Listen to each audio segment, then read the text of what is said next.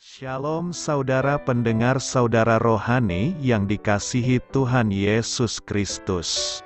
Selamat datang di Renungan Rohani malam hari ini. Selamat malam, saya berdoa agar saudara sehat selalu. Semoga Roh Kudus hadir di tengah kita saat ini. Sebelum kita mulai renungan malam ini, marilah kita bersama-sama berdoa. Bapa kami yang di surga, Bapa di dalam nama Tuhan Yesus Kristus, kami sungguh mengucap syukur, ya Tuhan, oleh karena Engkau sangat baik buat kami. Engkau ada bersama kami dan menopang hidup kami di siang hari dan di malam hari. Engkau ada bersama-sama dan menyertai kami. Tuhan, kami memuji dan bersyukur kepadamu pada malam hari ini, kami masih bisa berkumpul di rumah kami yang kecil ini. Tuhan, saat ini kami hendak mendengarkan firman-Mu. Berilah pengetahuan dan bimbinglah hamba-Mu ini agar apa yang Engkau firmankan dapat bekerja sesuai kehendak-Mu. Buat kami jemaat-Mu, bukalah hati dan pikiran kami untuk mendengar dan menerima firman-Mu. Kiranya firman-Mu ini dapat menjadi berkat bagi kami. Berbicaralah Tuhan, kami sudah siap menerima firman-Mu. Di dalam nama Tuhan Yesus Kristus kami berdoa dan mengucap syukur. Amin. Sahabat saudara rohani, pembacaan ayat emas Alkitab renungan kita malam hari ini. Nats pilihan kita adalah, seorang hamba tidak dapat mengabdi kepada dua tuan. Kamu tidak dapat mengabdi kepada Allah dan kepada Mamon. Tertulis dalam kitab Lukas 16 ayat 13, kata kunci renungan pada malam ini adalah mengendalikan atau dikendalikan. Dan bacaan kita pada malam ini terambil dari kitab Amsal 30 ayat 5 sampai dengan ayat 9. Semua firman Allah adalah murni. Ia adalah perisai bagi orang-orang yang berlindung padanya. Jangan menambahi firman-Nya, supaya engkau tidak ditegurnya dan dianggap pendusta. Dua hal aku mohon kepadamu. Jangan itu kau tolak sebelum aku mati, yakni, jauhkanlah daripadaku kecurangan dan kebohongan. Jangan berikan kepadaku kemiskinan atau kekayaan. Biarkanlah aku menikmati makanan yang menjadi bagianku. Supaya, kalau aku kenyang, aku tidak menyangkalmu dan berkata, siapa Tuhan itu?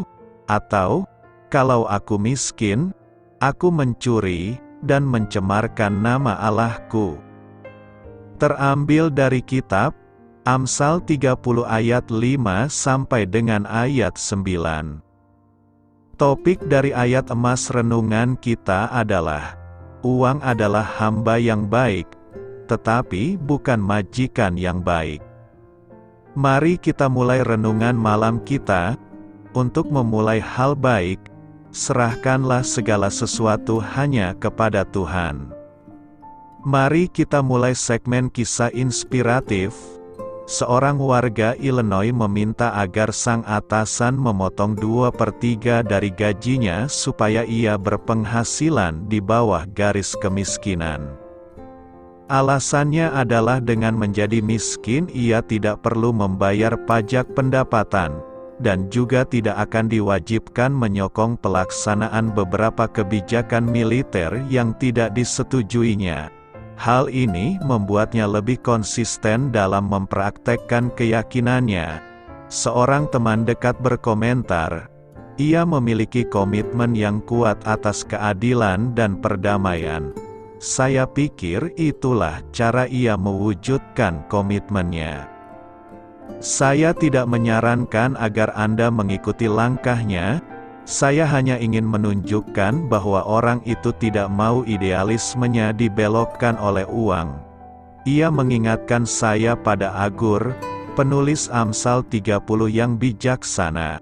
Agur mengungkapkan bahwa terlalu banyak atau terlalu sedikit kekayaan bisa mempengaruhi komitmen seseorang kepada Tuhan. Kita diminta untuk merenung tentang uang. Warga Illinois itu menyerahkan sebagian uangnya. Agur tidak meminta terlalu banyak ataupun terlalu sedikit uang. Yesus menggunakan uang untuk apa yang perlu. Paulus tidak meminta atau menolaknya. Seorang pengusaha muda yang kaya terikat pada uang. Ananias dan Safira mati karena mereka membohongi Allah dalam hal uang. Bagaimana sikap kita terhadap uang? Apakah kita menggunakannya dengan bijak? Atau sebaliknya uang itu justru menguasai kita? Mampukah kita mengendalikan uang? Atau sebaliknya uang itu justru memperbudak kita? Kita tidak dapat mengabdi kepada Tuhan sekaligus kepada uang.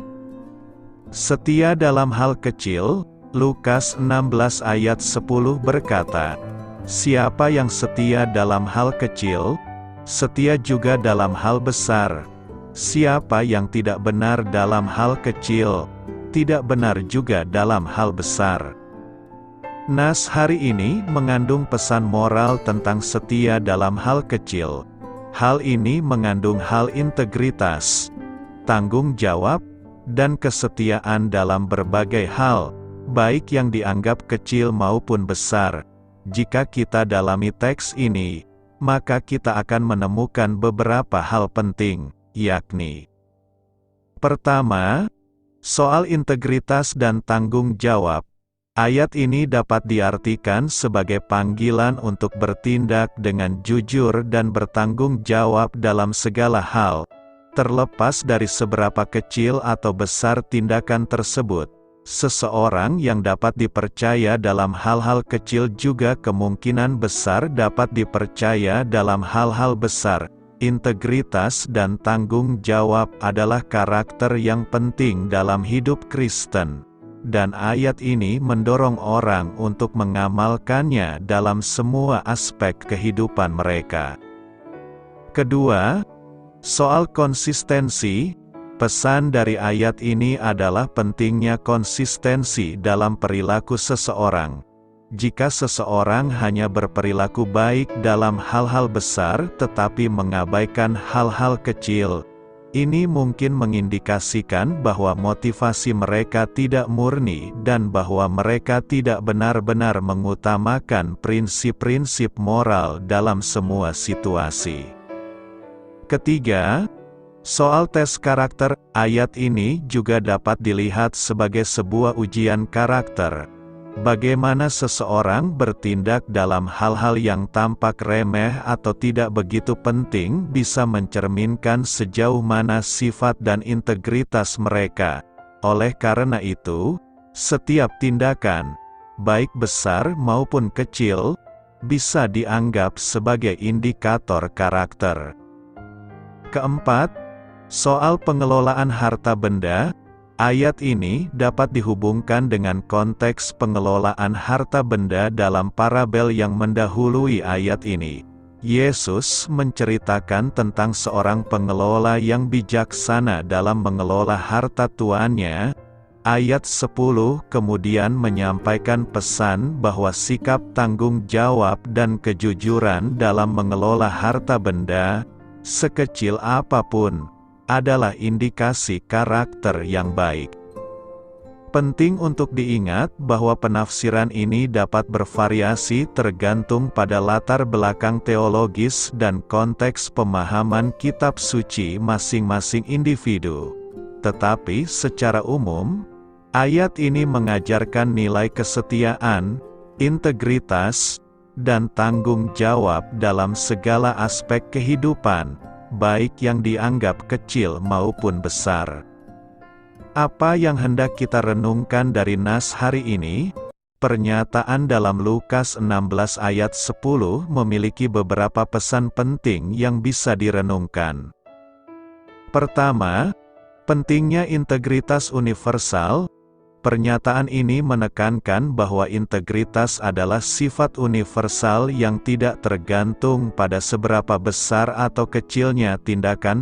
Seseorang yang memiliki integritas akan menunjukkan perilaku yang jujur dan bertanggung jawab dalam semua aspek kehidupan, baik yang dianggap penting maupun tidak. Kedua, pentingnya konsistensi karakter. Pesan ini mengingatkan kita akan pentingnya konsistensi dalam karakter. Cara seseorang bertindak dalam situasi sehari-hari mencerminkan sifat sejati mereka.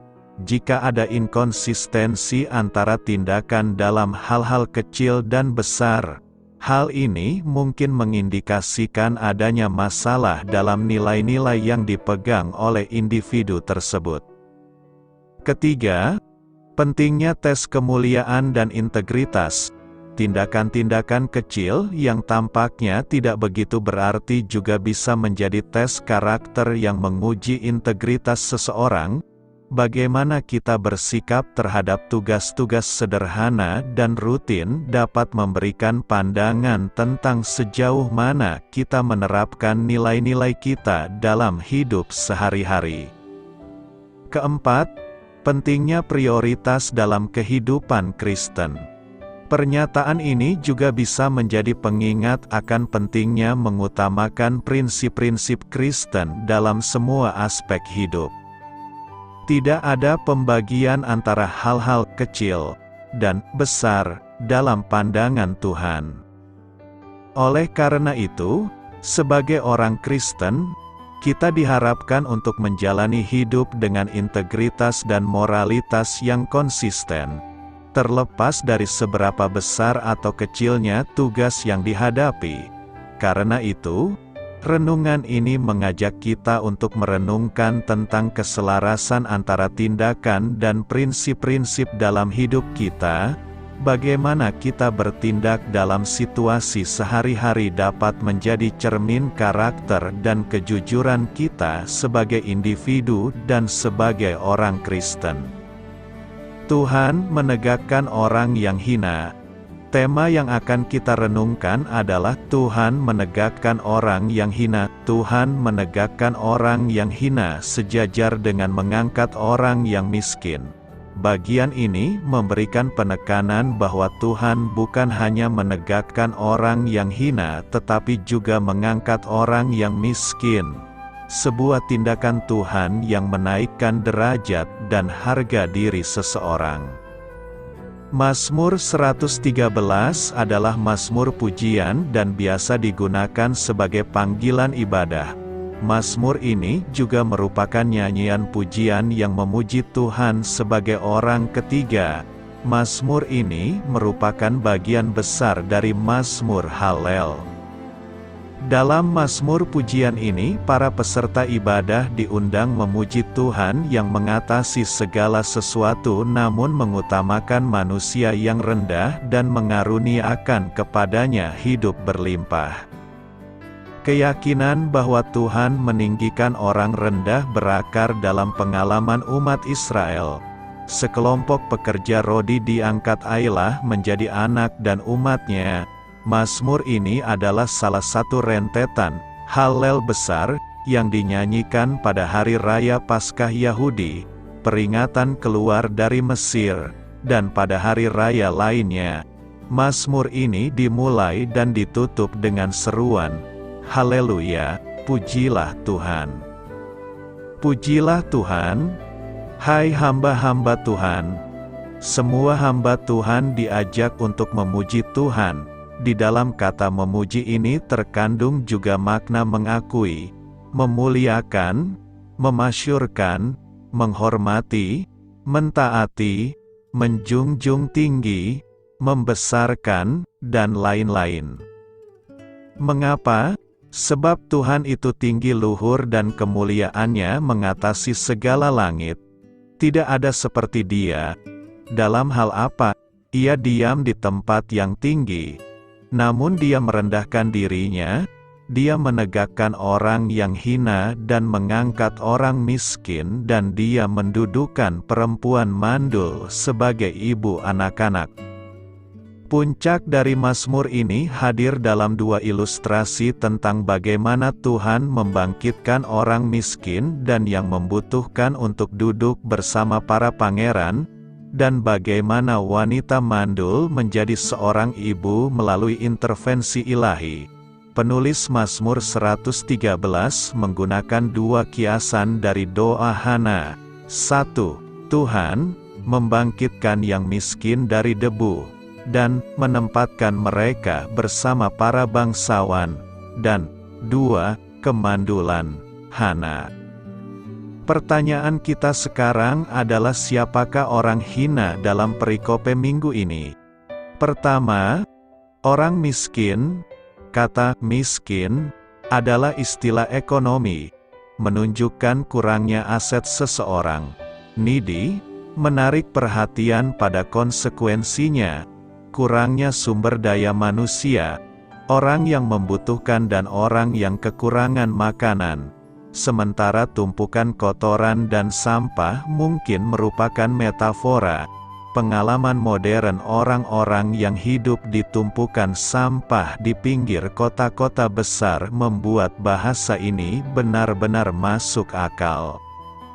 Orang hina dan miskin, yaitu mereka yang lemah kedudukan, mereka yang tidak mempunyai suatu keterampilan atau keahlian yang diperlukan masyarakat, mereka yang menganggur dan berkekurangan. Hanya satu segi kemiskinan disebut, mereka tidak mempunyai perumahan, duduk di debu, di lumpur, atau lebih tepat di mana orang biasa membuang sampahnya. Di pinggir kota mereka mendirikan gubuk, dan tidak mempunyai makanan yang cukup untuk dimakan. Ini adalah gambaran kemunduran dan kesengsaraan total. Orang miskin akan memilah-milah tumpukan sampah untuk sesuatu yang berguna, dan menghangatkan diri dengan api yang terus membara. Mereka itulah yang ditegakkan dan diangkat serta didudukkan bersama-sama para bangsawan di tempat di mana masa depan masyarakat direncanakan dan diambil keputusan yang menentukan kesempatan hidup orang banyak seperti hukum tanah, jaminan sosial, dan kesempatan kerja. Tuhan membangkitkan orang miskin dari debu dan mengangkat yang membutuhkan dari tumpukan abu. Kata kerja, ia membangkitkan, disejajarkan dengan ia mengangkat. Tetapi Allah senang membesarkan mereka dari tanah yang begitu rendah dan martabat yang rendah, untuk mendudukkan mereka dengan kaum bangsawan bangsanya, yang kaya dan yang berkuasa atas tanah.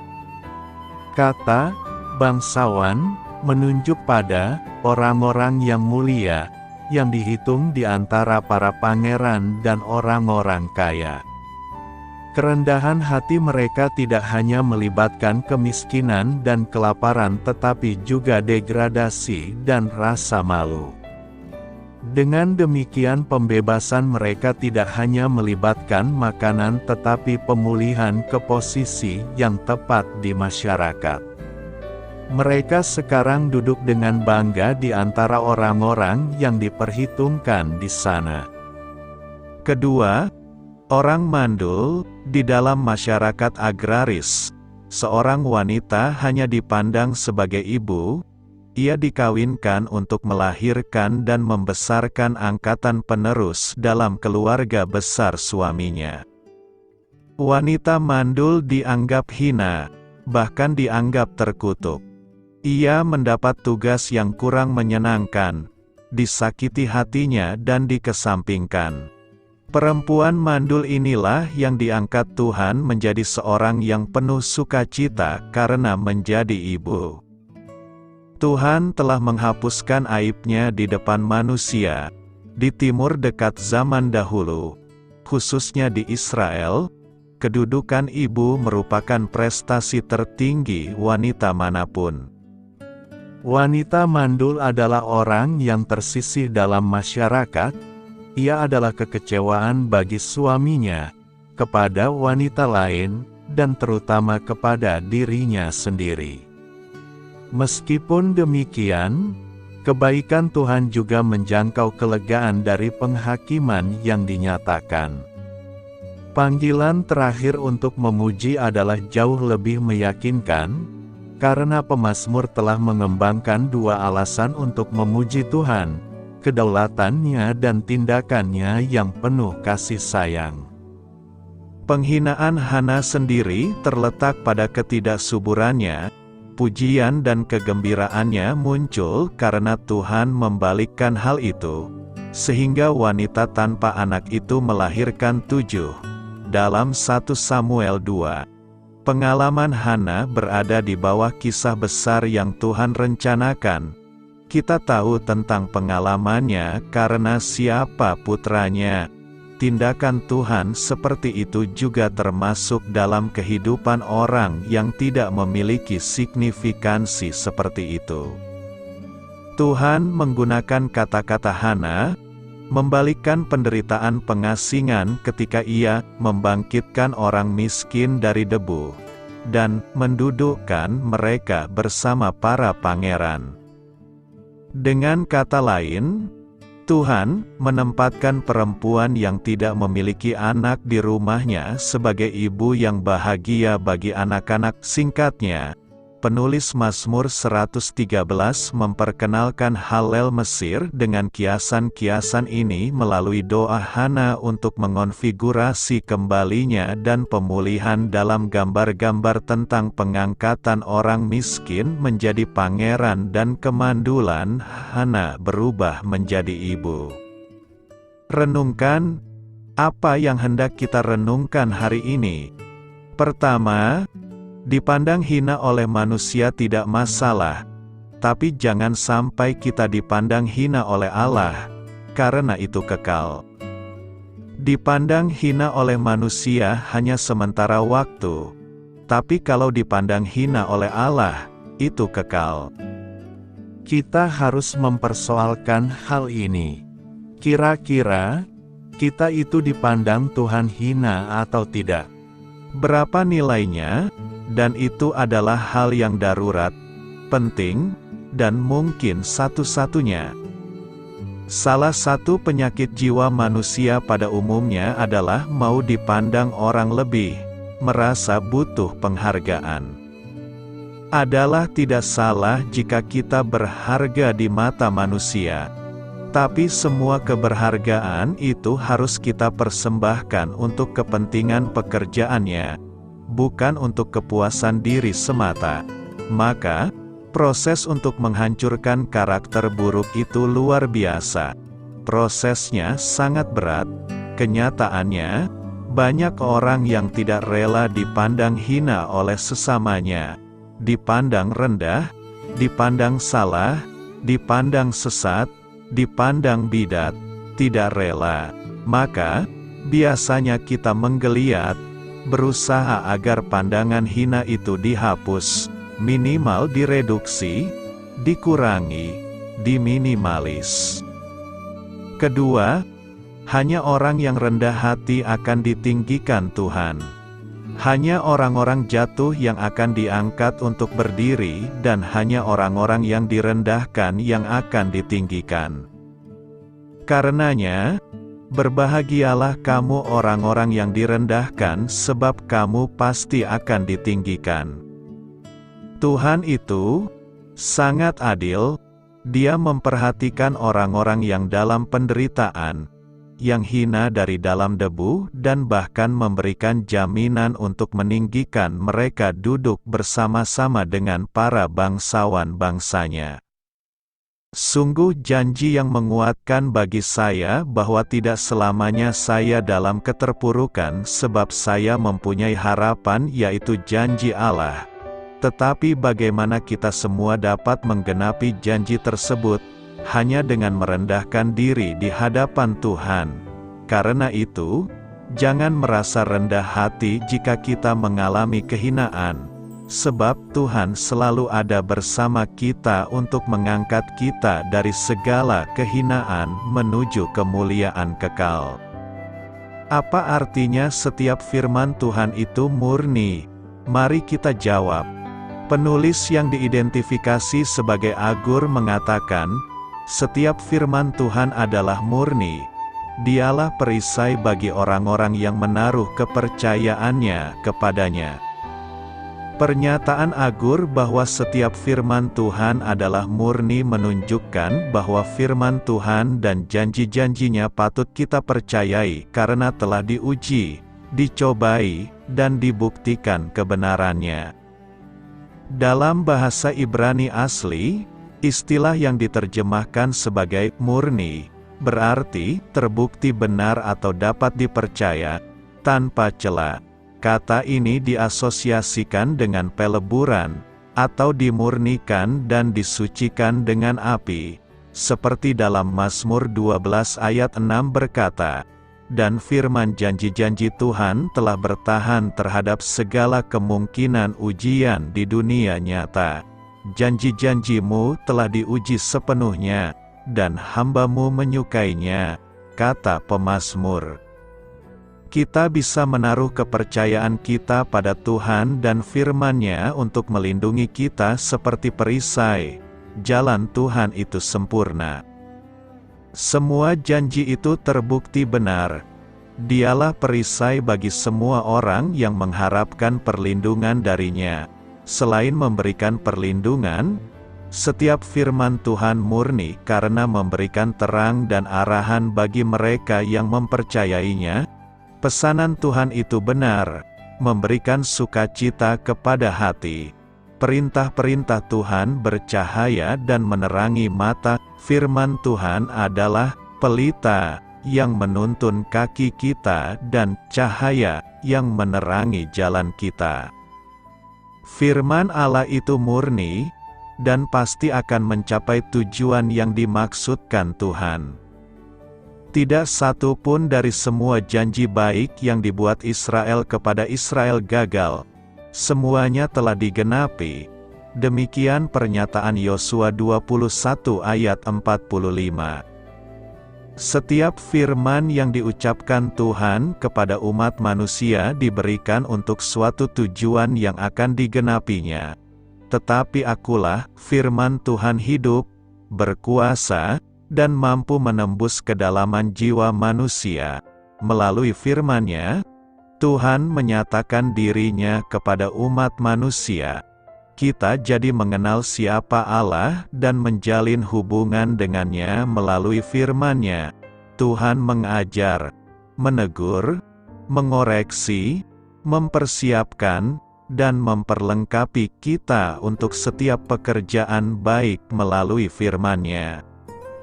Setiap firman dari Allah harus diterima sebagai susu rohani yang murni makanan bagi jiwa kita sehingga melaluinya kita dapat bertumbuh ke dalam pengalaman keselamatan seutuhnya. Tidak bercela, seperti perak yang dimurnikan dalam peleburan, seperti emas yang dimurnikan 7 kali.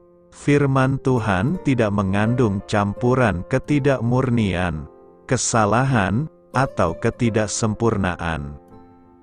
Setiap kata mengacu pada setiap pernyataan dan wahyu dalam catatan yang diilhami atau, dengan kata lain, segala sesuatu yang Allah katakan dalam kitab suci.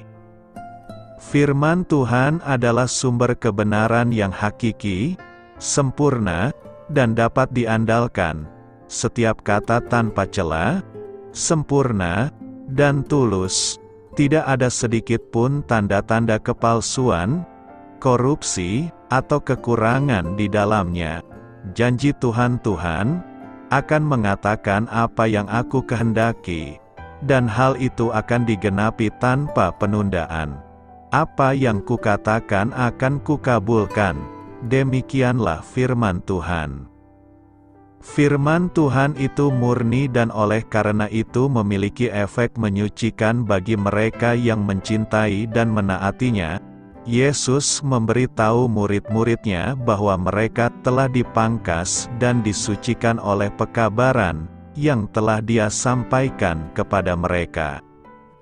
Rasul Paulus menjelaskan bahwa, sebagai pengikut Kristus, kita dijadikan kudus dan bersih, dibasuh dengan penahiran firman Allah, untuk disajikan sebagai mempelai wanitanya, gereja yang mulia tanpa noda atau kerut atau celah apapun.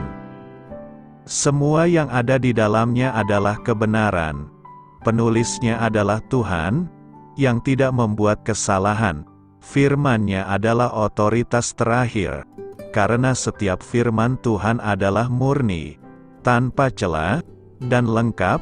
Agur berkata dalam Amsal 30 ayat 6, "Jangan menambah perkataannya, atau dia akan menegurmu dan membuktikan bahwa kamu pembohong."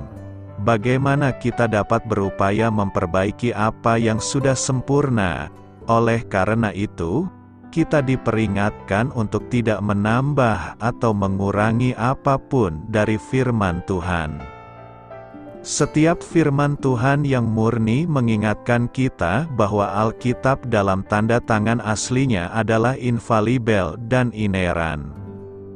Menikmati makanan bagian kita, Amsal 30 ayat 8 berkata, "Jauhkanlah daripadaku kecurangan dan kebohongan, jangan berikan kepadaku kemiskinan atau kekayaan. Biarkanlah aku menikmati makanan yang menjadi bagianku." Kaya dan miskin itu adalah relatif. Persoalannya apakah kita bisa menikmati semua keadaan kita? Itu yang sering menjadi persoalan. Baik kaya maupun miskin, sejatinya kita harus mampu menikmatinya. Pada masa kini banyak orang berorientasi kepada kekayaan dan itu sudah merupakan gaya hidup banyak orang. Rasanya tidak ada satupun orang yang menginginkan hidup miskin, serba kekurangan dan terus kesulitan dalam memenuhi biaya hidup yang terus semakin tinggi. Tapi di sisi lain, sebuah status kekayaan akan dengan mudah menjerumuskan kita ke dalam rasa kepuasan berlebihan yang malah bisa membuat kita lupa kepada Sang Pemberi. Lalu kemudian lupa bahwa semua itu Dia sediakan bukan untuk ditimbun, melainkan untuk dipakai untuk memberkati saudara-saudara kita yang lain. Lalu pertanyaan berikut, apakah jika demikian kita tidak boleh untuk menjadi kaya? Tidak juga, karena Tuhan sendiri menjanjikan kita sebuah kehidupan yang berkelimpahan. Tetapi seharusnya kekayaan itu hadir ketika kita sudah benar-benar siap untuk menerimanya. Arti siap di sini adalah sudah mengetahui terlebih dahulu dengan benar untuk apa sebenarnya Tuhan memberkati kita dan untuk apa semuanya itu seharusnya dipakai, lalu siap untuk melakukan sesuai dengan kehendak Tuhan. Sebab Yesus berkata, "Karena siapa yang mempunyai, kepadanya akan diberi, sehingga ia berkelimpahan. Tetapi siapa yang tidak mempunyai, apapun juga yang ada padanya akan diambil daripadanya." Mempunyai apa? Dalam versi bahasa Inggris dikatakan mempunyai spiritual knowledge, pengetahuan dan pemahaman yang benar akan maksud Tuhan. Inilah yang mampu membuat kita tetap taat dan setia dalam kondisi apapun, termasuk ketika harta kekayaan hadir dalam diri kita. Inilah yang memampukan kita untuk tidak terjatuh dan tersesat karena silaunya gelimang harta. Kita perlu hikmat dari Tuhan agar bisa tetap berada dalam rel yang benar agar tidak rusak oleh kekayaan. Ada sebuah doa yang bagus dalam Amsal mengenai hal ini. "Dua hal aku mohon kepadamu, jangan itu kau tolak sebelum aku mati, yakni, jauhkanlah daripadaku kecurangan dan kebohongan. Jangan berikan kepadaku kemiskinan atau kekayaan. Biarkanlah aku menikmati makanan yang menjadi bagianku." Mari kita fokus kepada hal kedua dalam doa ini, yaitu jangan berikan kemiskinan dan kekayaan, tetapi berilah apa yang menjadi bagianku. Alasan dari permohonan ini ada di ayat selanjutnya. Supaya Kalau aku kenyang, aku tidak menyangkalmu dan berkata, "Siapa Tuhan itu?" Atau, kalau aku miskin, aku mencuri, dan mencemarkan nama Allahku. Sesungguhnya ini penting, karena Tuhanlah sebenarnya yang tahu sampai di mana kemampuan dan kapasitas kita untuk menerima sesuatu. Jangan sampai kita menderita miskin lalu sulit untuk melakukan firman Tuhan. Di sisi lain, jangan sampai kekayaan membuat hubungan kita malah rusak dengan Tuhan. Apa yang baik adalah sesuai dengan takaran Tuhan, bukan takaran kita. Dia tahu apa yang kita butuhkan. Dia jauh lebih mengenal diri kita. Oleh karena itu yang terbaik adalah menyerahkan keputusan ke dalam tangan Tuhan. Alkitab pun banyak berbicara mengenai hal ini dalam ayat-ayat lain. Lihatlah bagaimana doa yang diajarkan Tuhan Yesus juga berisikan pesan yang sama. Berikanlah kami pada hari ini makanan kami yang secukupnya. Secukupnya. Lalu kita mungkin bertanya, seberapa cukupkah secukupnya itu? Masing-masing orang mungkin memiliki standar yang berbeda mengenai kata cukup. Cukup untuk jalan-jalan, cukup untuk beli mobil mewah, rumah gedung.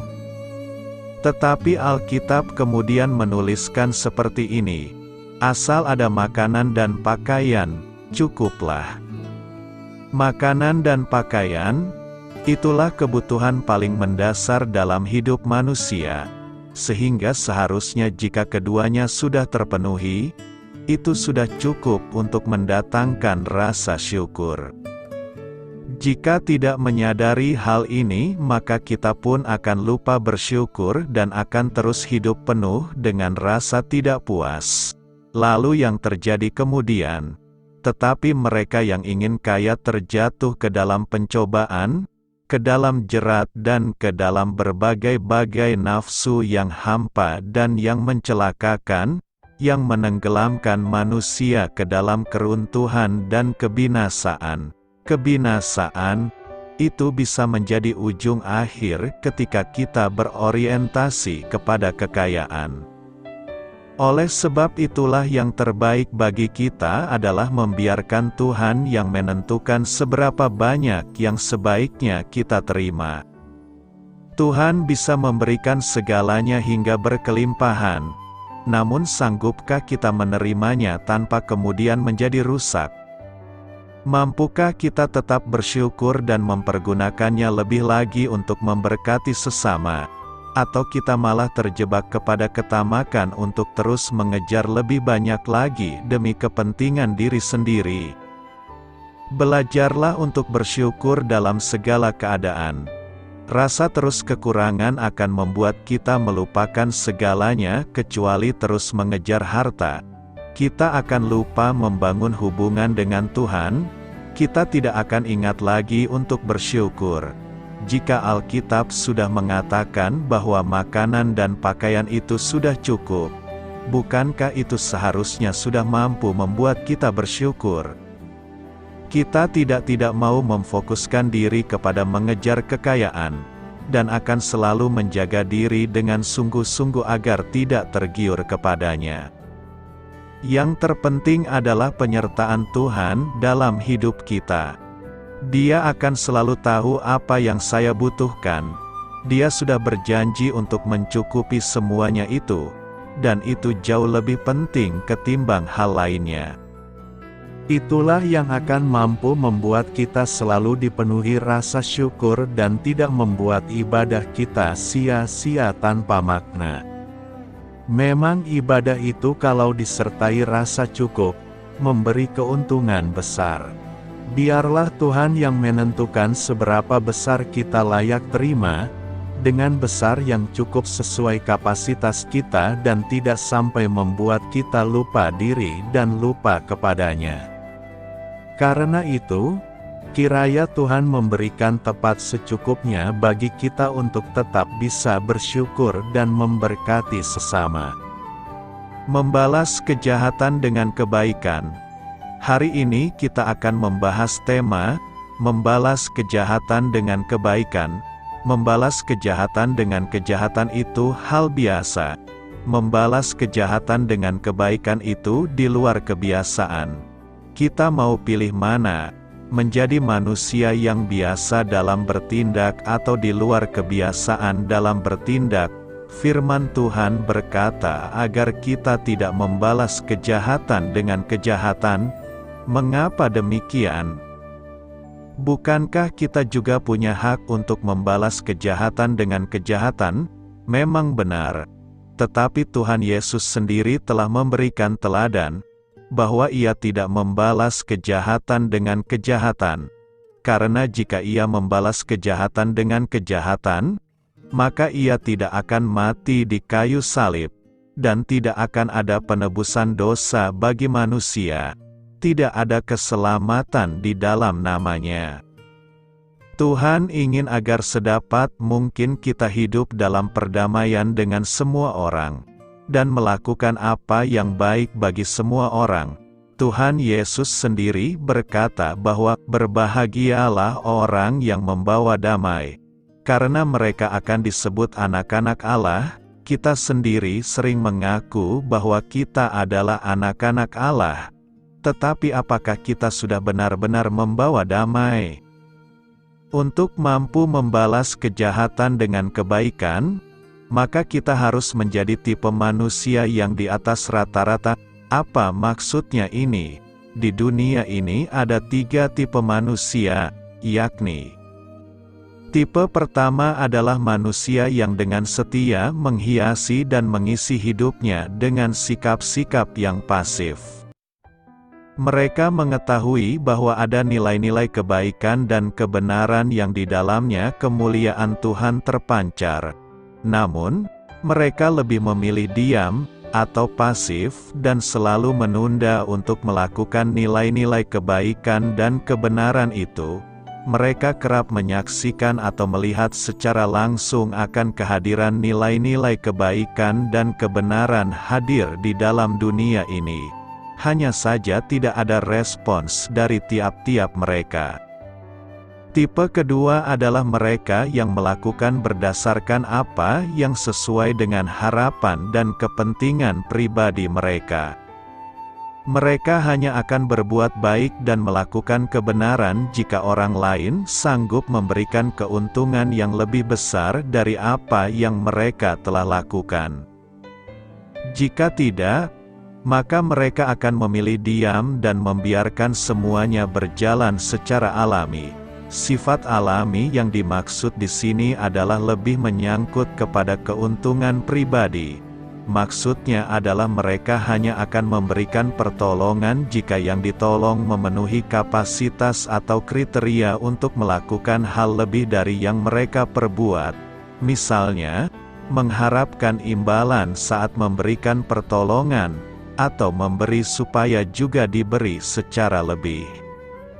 Tipe ketiga adalah mereka yang selalu setia melakukan nilai-nilai kebaikan dan kebenaran dalam sepanjang hidupnya berdasarkan kasih karunia yang telah Tuhan titipkan ke dalam hidup mereka. Mereka melihat bahwa melakukan semuanya itu adalah sebagai ekspresi dan bukti imannya kepada Tuhan. Hidup di dalam dunia ini hanya akan berlangsung sesaat, sementara dan sekali saja. Semuanya itu adalah kesempatan untuk berkarya, melakukan apa yang pantas dan dapat dilakukan olehnya. Karena jika tidak dimanfaatkan dengan baik, maka waktu ini akan berlalu secara sia-sia, dan ia tidak akan pernah kembali saat semuanya telah berlalu. Inilah konsep yang mereka tanamkan dalam hidup mereka. Mereka memahami bahwa hidup ini tidaklah lebih dari anugerahnya semata. Tetapi serentak dengan itu, mereka merasakan bahwa anugerah itu bisa hilang dan pergi saat ia diabaikan atau diterlantarkan.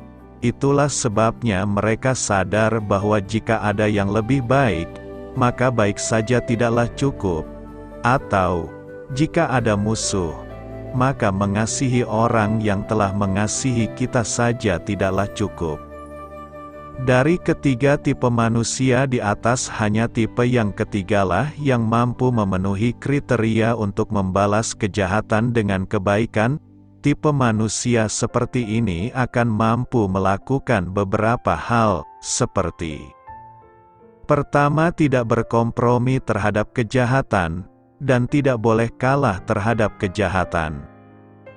Jika orang dunia berprinsip bahwa kita harus mengalahkan kejahatan dengan kejahatan juga, maka kita harus bertindak sebaliknya, yaitu mengalahkan kejahatan dengan kebaikan. Dan hanya Tuhan saja yang mampu membuat kita melakukan hal tersebut. Adakah kita saat ini sedang menerima kejahatan dari orang lain? Serahkanlah segala sesuatunya kepada Tuhan. Sementara kita tetap berbuat kebaikan, pada saatnya nanti Tuhan pasti akan membalas kepada orang itu dan kepada kita menurut apa yang kita lakukan. Karena itu, lakukanlah terus kebaikan tatkala ada orang yang terus-menerus berbuat kejahatan kepada kita. Kedua, harus mampu mengalahkan kejahatan dengan kebaikan dengan tidak diizinkan melakukan kejahatan sama sekali.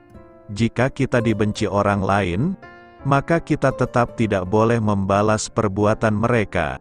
Lalu tatkala kita dibenci orang lain dan melihat keberhasilan mereka, lalu bagaimana kita mengalahkan perbuatan mereka yang melakukan kejahatan itu? Kita dilarang keras untuk iri kepada orang jahat. Jika mereka yang kita sangka jahat itu menjadi kaya dan sukses, jangan iri. Sesekali kita iri, maka kita terjebak pada kejahatan. Kita harus fokus terhadap urusan hati kita sendiri. Apa yang terjadi, celaka atau gembira, pada orang jahat seharusnya tidak langsung kita nilai sebagai musibah atau keberuntungan. Kita telah dijaminkan bahwa masa depan orang jahat tidak pernah lebih mulia walau mereka bergelimang harta. Prinsip hidup ini akan menuntun kita untuk fokus kepada kebaikan, bukan mengurusi orang jahat. Nasihat seorang ayah kepada putri kesayangannya: jika ada orang menjahatimu, itu bukan urusanmu. Urusanmu adalah berbuat baik kepada semua orang.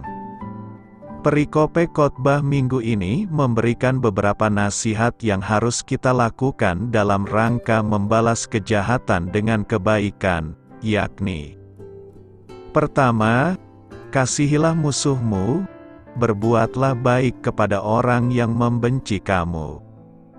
Secara empiris, mengasihi musuh dan berbuat baik kepada orang-orang yang membenci kita mudah diucapkan. Siapa saja, baik itu pendeta, hamba Tuhan, pelayan firman Allah, mereka, atau kita, setiap orang dapat dengan mudah mengatakannya, di mana saja, kepada siapa saja dan kapan saja. Namun demikian, dalam praktiknya, seseorang mengalami kesulitan untuk melakukannya. Bahkan, boleh jadi ia tidak dapat melakukannya karena berbagai alasan akar pahit, dendam, benci, iri hati, tinggi hati, sombong, congkak, angkuh, keras kepala, keras hati, emosi, dan sebagainya. Kedua, berdoalah bagi orang yang mencaci kamu. Dalam ayat 28 dikatakan agar kita meminta berkat bagi orang yang mengutuk kita, lalu berdoalah untuk mereka, yaitu orang-orang yang mencaci maki kita. Secara tersirat, nas ini mendidik, mengajar dan mengingatkan kita, agar hendaknya kita berdoa dan berdoa bagi musuh-musuh kita. Supaya kita mendoakan mereka sadar dan berhenti berbuat dosa dan pelanggaran. Lalu kemudian mendengarkan firman-Nya, bertobat dan datang bersujud menyembah Dia. Ketiga, barang siapa menamparkan pipimu yang satu, berikanlah juga kepadanya pipimu yang lain. Sikap ini menunjukkan kerelaan mengalami penderitaan demi melawan kejahatan. Jika orang menamparkan pipi-pipi kita, maka hendaklah kita memberikan juga kepadanya pipi kita yang lain. Kemudian, jika seseorang mengambil jubah mereka, maka biarkan ia mengambil baju mereka pula. Keempat, berilah kepada setiap orang yang meminta kepadamu.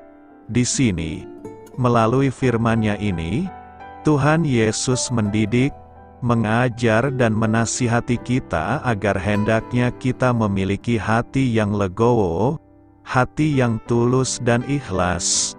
Berikanlah dengan tulus dan ikhlas kepada setiap orang yang meminta kepada kita. Kemudian, janganlah kita meminta kembali kepada orang yang mengambil kepunyaan kita atau harta milik kita. Kelima, jika kita kehendaki supaya orang perbuat kepada kita, perbuatlah juga demikian kepada mereka. Didikan, ajaran dan nasihat dari Tuhan Yesus yang berikut ini juga tak mudah dilakukan. Tuhan Yesus mendidik, mengajar dan menasihati kita bahwa apabila kita menghendaki supaya orang berbuat baik kepada kita, maka berbuatlah yang baik, lebih baik dan sangat baik lebih dahulu kepada mereka. Alkitab juga mengatakan bahwa jikalau kita mengasihi orang yang mengasihi kita, lantas apakah kebaikan kita? Tuhan mengingatkan kita bahwa orang-orang berdosa pun mengasihi orang-orang yang mengasihi mereka. Jadi apa bedanya? Demikian dinyatakan oleh firman-Nya dalam kitab Injil Lukas 6 ayat 33, yang berbunyi, "Dan jikalau kamu mengasihi orang yang mengasihi kamu, apakah jasamu? Karena orang-orang berdosa pun mengasihi juga orang-orang yang mengasihi mereka." Keenam, orang-orang berdosa pun berbuat demikian. Lagi-lagi, Tuhan Yesus mengingatkan kita bahwa apabila kita berbuat baik kepada orang yang berbuat baik kepada kamu, apakah jasa kita? Apakah kebaikan kita? Sebab semua orang berdosa pun ada kalanya berbuat baik kepada orang-orang yang berbuat baik kepadanya. Sehubungan dengan itu, baca dan perhatikanlah firman Tuhan yang dicatat dalam kitab Injil Lukas 6 ayat 33. Tuhan berfirman, "Sebab jikalau kamu berbuat baik kepada orang yang berbuat baik kepada kamu, apakah jasamu?" Orang-orang berdosa pun berbuat demikian. Lalu, dalam ayat 34, firman Tuhan berbunyi, "Dan jikalau kamu meminjamkan sesuatu kepada orang, karena kamu berharap akan menerima sesuatu daripadanya, apakah jasamu?" Orang-orang berdosa pun meminjamkan kepada orang-orang berdosa, supaya mereka menerima kembali sama banyak. Jadi, menurut ayat firman Tuhan ini, apabila kita meminjamkan sesuatu kepada orang lain, lalu kita berharap akan mendapat sesuatu daripadanya, maka apakah jasa kita? Hendaklah kita jangan berharap apapun juga daripadanya. Sebab orang-orang berdosa pun juga meminjamkan sesuatu kepada orang-orang berdosa. Dengan demikian, mereka akan menerima kembali sama banyak. Ketujuh, kasihilah musuhmu dan berbuatlah baik kepada mereka. Sungguh, Tuhan Yesus mengingatkan kita, agar hendaknya kita mengasihi musuh kita. Hendaklah kita menaruh belas kasihan kepada orang yang memusuhi kita. Hendaklah kita menyayangi orang-orang yang berbuat jahat kepada kita. Berbuatlah baik, lebih baik, dan sangat baik kepada mereka. Lalu pinjamkan dengan tulus hati dan tidak mengharapkan balasan. Sebab, upahmu akan besar di kerajaan sorga. Renungkan, apa yang hendak kita lakukan hari ini? Pertama, hindarilah hidup yang membalas kejahatan dengan kejahatan, tetapi balaslah kejahatan dengan kebaikan. Banyak bentuk kejahatan yang muncul di tengah-tengah aktivitas dan hidup keseharian kita, baik di lingkungan keluarga, lingkungan kerja maupun lingkungan bermasyarakat. Tanpa kita sadari, pengaruh lingkungan bisa saja membuat kita berperilaku yang sama dalam menyikap segala yang terjadi. Mengantisipasi kondisi tersebut, kita kembali diingatkan untuk tetap menjaga sikap dan kualitas hidup orang-orang Kristen supaya tidak serupa dengan orang-orang yang belum mengenal Kristus.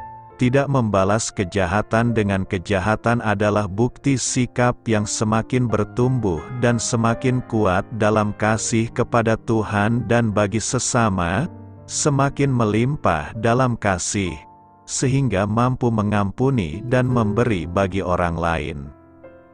Kedua, kita harus terus-menerus melatih sikap hidup kita agar bertumbuh dan semakin dewasa dalam kerohanian menuju kepada kesempurnaan Kristus. Tanda yang tampak pada orang Kristen yang sudah bertumbuh dewasa adalah menghasilkan atau memberi buah dan buah dalam pelayanan, sehingga sikap orang Kristen dewasa akan bersedia menerima tanggung jawab dalam pelayanan untuk saling melayani, baik di dalam jemaat dan kepada semua orang. Contoh sederhana yang bisa kita rasakan dalam kehidupan sehari-hari adalah sapaan dan sentuhan yang penuh kasih dalam setiap interaksi kita di dalam keluarga, gereja, dan berjemaat. Sikap seperti itulah yang pertama kali tampak dan menjadi dasar dalam sikap yang bertumbuh di dalam kebenaran dan kasih Kristus. Sudahkah tanda itu hidup dan kita lakukan di tengah-tengah keluarga, jemaat dan lingkungan kita? Marilah kita melakukannya. Dengan demikianlah kita telah menunjukkan kebaikan dalam setiap kasih yang memotivasi kita. Beritakanlah Injil kepada segala makhluk, hormatilah semua orang. Selamat beristirahat malam dalam kasih setia Tuhan. Doa saya menyertai saudara sekalian, mari bertumbuh dalam iman bersama saudara rohani. Saya memberkati Anda agar sewaktu Anda mencarinya dari Dia, Bapa Surgawi Anda akan memberikan bagi Anda roti harian Anda. Dalam nama Yesus Kristus, Tuhan yang berkuasa atas alam semesta dan menuntun kita kepada iman yang menyelamatkan, Tuhan Yesus menyertai senantiasa. Terima kasih sudah berkenan mendengarkan renungan malam saudara rohani. Tuhan memberkati. Amin.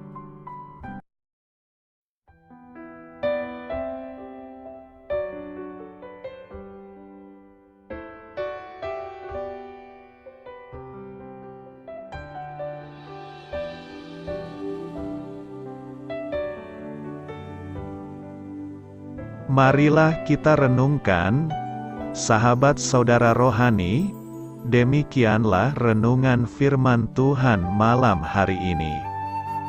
Semoga menjadi berkat di dalam hidup kita dan menjadikan kita pribadi yang lebih baik. Sebelum kita beristirahat pada malam hari ini, marilah kita berdoa. Bapa kami yang di surga, Bapa di dalam nama Tuhan Yesus Kristus, kami sungguh mengucap syukur, ya Tuhan, oleh karena Engkau sangat baik buat kami. Engkau ada bersama kami dan menopang hidup kami di siang hari dan di malam hari. Engkau ada bersama-sama dan menyertai kami, ya Tuhan Yesus. Kami mengucap syukur untuk firman-Mu, ya Tuhan, yang memberikan kami kekuatan dan menyadarkan kami bahwa kami tidak perlu takut dengan gelap dan malam. Sebab Tuhan, Engkau ada bersama kami.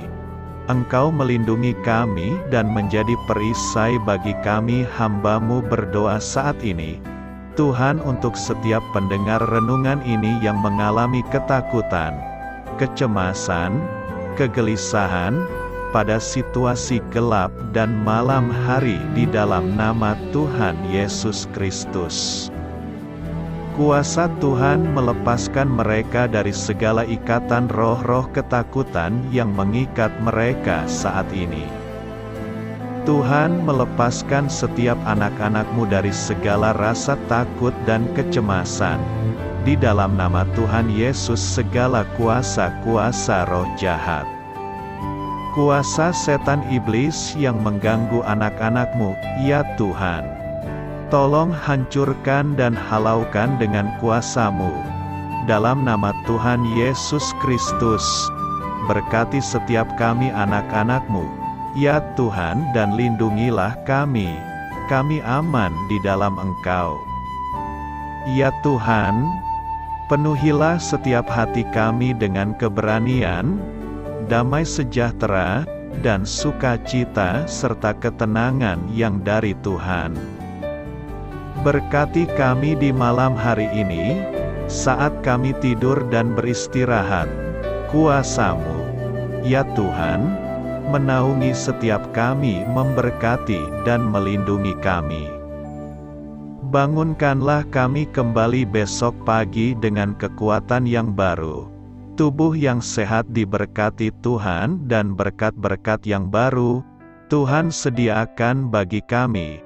Terima kasih, ya Tuhan, kami sungguh mengucap syukur untuk firman-Mu yang menguatkan kami.